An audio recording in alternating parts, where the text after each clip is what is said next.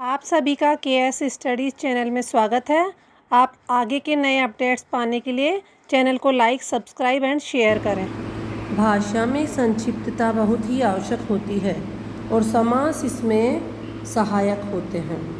तो आइए आज हम सभी ने संधि के नियम और उदाहरण पढ़ लिए हैं, तो अब समास का हम अध्ययन करते हैं। समास शब्द का संक्षिप्त अर्थ है संक्षिप्त या छोटा करना। दो या दो से अधिक शब्दों के मेल या संयोग को समास कहते हैं। इस मेल में विभक्ति चिन्हों का लोप हो जाता है। जो बीच के चिन्ह होते हैं ना, जैसे दिन और रात, तो इसमें से और का लोप हो जाएगा, तो बीच के विभक्ति चिन्हों का लोप हो जाता है। भाषा में संक्षिप्तता बहुत ही आवश्यक होती है। बड़े बड़े सेंटेंस बोलेंगे तो समझ में ही नहीं आता, प्रभाव इतना नहीं पड़ता। तो संक्षिप्तता बहुत ही आवश्यक होती है और समास इसमें सहायक होते हैं।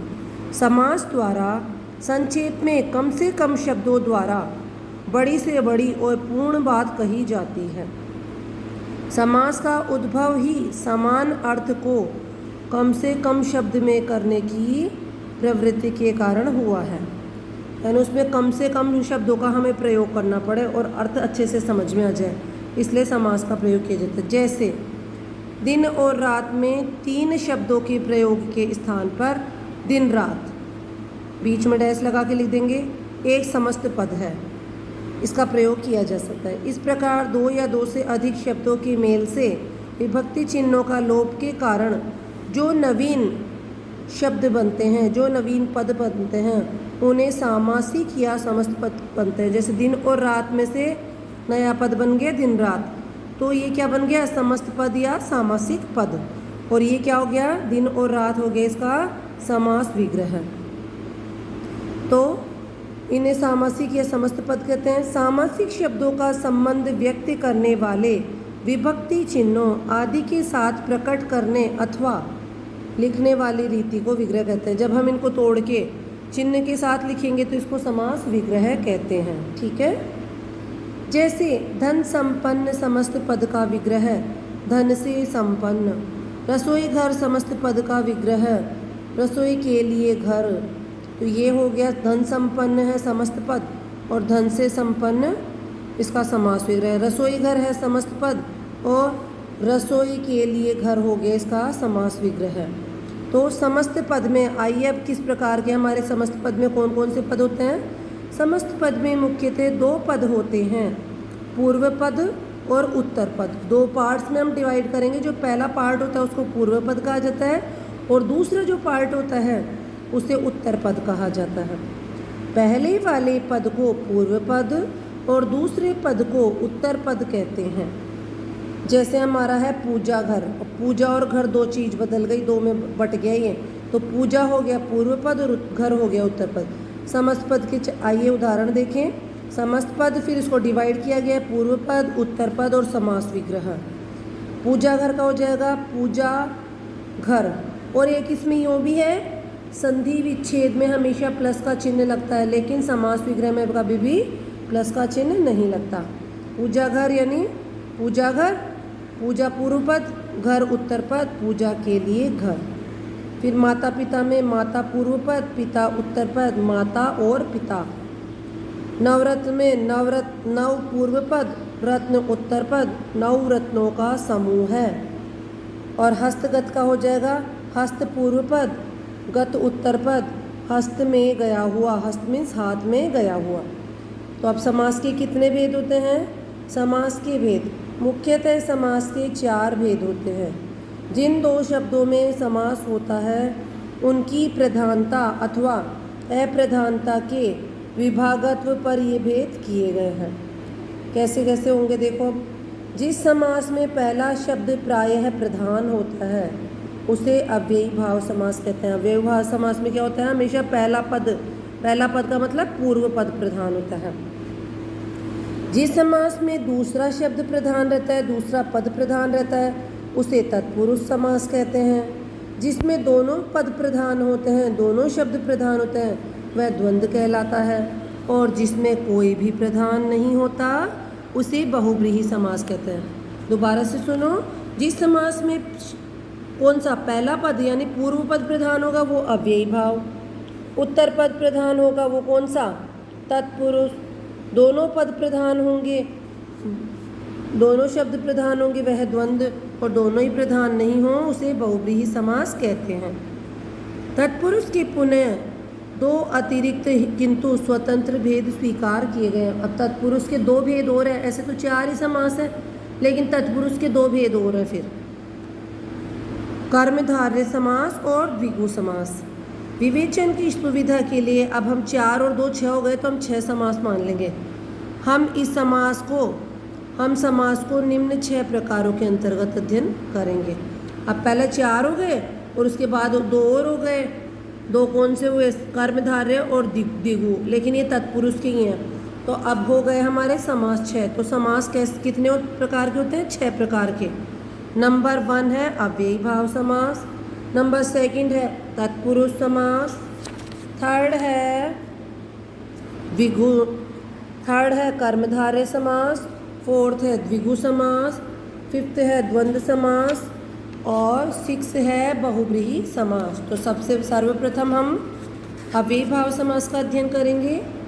तो इसकी विशेषता हमने शुरुआत में ही पढ़ ली कि इसकी पूर्व पद की प्रधानता होती है। देखो, इस समास में परिवर्तनशीलता का भाव होता है, परिवर्तन हो जाता है, और उस अव्यय पद का रूप, लिंग, वचन, कारक नहीं बदलता, कभी भी नहीं बदलेगा।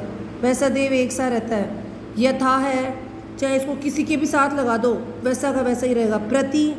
प्रति का मतलब एक क्षण, तो ये कभी भी नहीं बदलेगा। आजीवन यानी जीवन भर, आ का अर्थ कभी भी नहीं बदलेगा। फिर है आमरण, पूरे मतलब जब तक हम मरे तब तक, है ना, तो ये भी अर्थ नहीं बदलेगा। बेखबर, किसी की खबर न रखना बिना खबर के, तो ये भी कभी इसका अर्थ नहीं बदलेगा। यानी ये जो आगे के अव्यय हैं ये किसी के भी साथ लगेंगे तो कभी भी इनके अर्थ में परिवर्तन नहीं होगा। तो इस समास में परिवर्तनशीलता का भाव होता है। ये वाले तो बदलेंगे, ये वाले नहीं बदलेंगे। मतलब यूँ है, ये एज इट इज रहेंगे, लेकिन हम इसका जब विग्रह करेंगे ना तो हम इसको अलग टाइप से लिखेंगे, है ना। इस समास में परिवर्तनशीलता का भाव होता है, परिवर्तन होता है, लेकिन ये जो हमारे अव्यय हैं ये अर्थ सेम रखते हैं, लेकिन विग्रह करते टाइम ये अलग हो जाएंगे। उस अव्यय पद का रूप, लिंग, जैसे ये पीछे जो आ रहे हैं ना उनके अकॉर्डिंग इनका विग्रह होता है ना। लिंग, वचन, कारक में नहीं बदलता, वह सदैव एक सा रहता है। इसमें पहला पद प्रधान होता है, अव्यय पद प्रधान होता है। जैसे यथा का अर्थ होता है अनुसार, तो इसका अर्थ लिख देंगे शक्ति के अनुसार। यथाशक्ति, शक्ति के अनुसार, शक्ति अनुसार। यथा समय, समय के अनुसार। ये समास विग्रह है, ये समस्त पद है। प्रतिक्षण यानी हर क्षण यानी प्रत्येक क्षण। यथा संभव, जैसा संभव हो। आजीवन, जीवन भर। भर पेट, पेट भर कर। आजन्म, जन्म से लेकर। आमरण, मरण तक। प्रतिदिन, हर दिन। बेखबर, बिना खबर के। फिर 2 है तत्पुरुष समास। तत्पुरुष समास में क्या होता है? इस समास में पहला पद गौण और दूसरा पद प्रधान होता है। अव्ययी भाव समास का नियम है पहला पद प्रधान। इसमें पहला पद तो गौण होता है, उसकी प्रधानता नहीं होती, दूसरा पद प्रधान होता है। इसमें कारक के विभक्ति चिन्हों का लोप हो जाता है। वो सारे ही समासों में होता है विभक्ति चिन्हों का लोप। कर्ता व संबोधन कारक को छोड़कर, इसलिए 6 कारकों के आधार पर इस समास के 6 भेद हैं। तो देखिए, कर्म में अब जो विभक्तियां हमारे जिस समास में जो लगती है ना उसके अकॉर्डिंग इसके भेद कर दिए। बाकी आप भेद ना भी पढ़े तो कोई बात नहीं, लेकिन 2-2 एग्जाम्पल देखेंगे हम, 2-2 उदाहरण देखेंगे।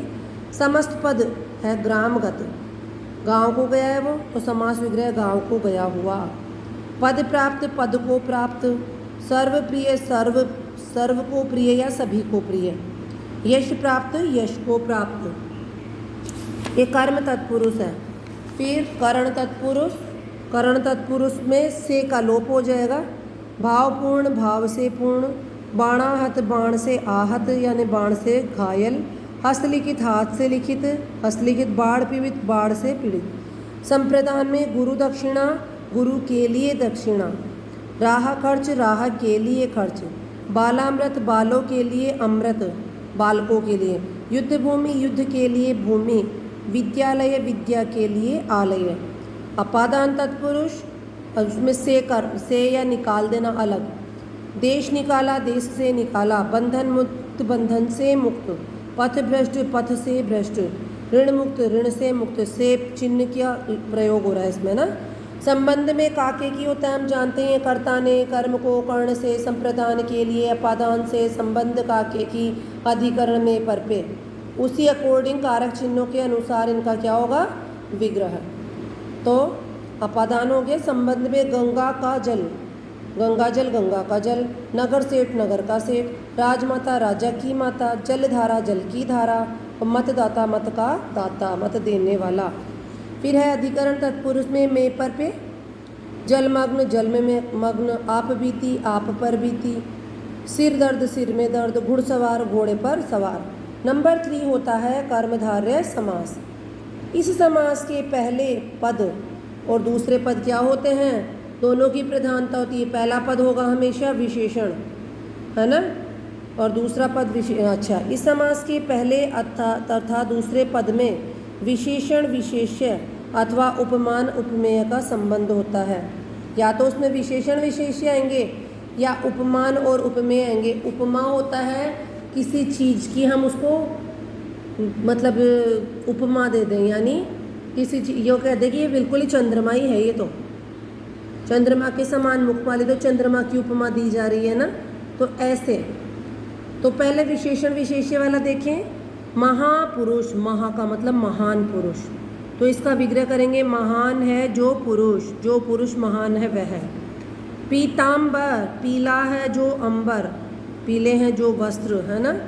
फिर प्राण प्रिय, प्रिय है जो प्राणों को, यानी प्राण प्रिय जैसे, तो फिर है ना जो अपने प्राणों से भी प्रिय है, तो वो हो गया। अब उपमान उपमेय में क्या होता है, विशेषण वो होता है जो विशेषता बताता है। महान विशेष्य यानी पुरुष की विशेष, जिसकी विशेषता बताई जाती है। विशेषण होता है जो विशेषता बताता है। विशेष यानी जिसकी विशेषता बताई जाती है। तो पीताम्बर पीला अंबर, है ना, तो पीत हो गया विशेषण विशेषता बताने वाला पीला, और अंबर यानी वस्त्र, तो अंबर हो गया विशेष्य, उसकी विशेषता बताई जा रही है। ऐसे ही उपमान और उपमेय। चंद्रवदन, चंद्रवदन का हो गया चंद्रमा के समान, वदन यानी मुख वाली, तो चंद्रमा के समान वदन, इसका विग्रह हो गया। कमल नयन, कमल के समान आँखों वाली, नयन यानी आँखों वाली, तो कमल के समान नयन। फिर विद्याधन, विद्या रूपी धन। भव सागर, भव रूपी सागर।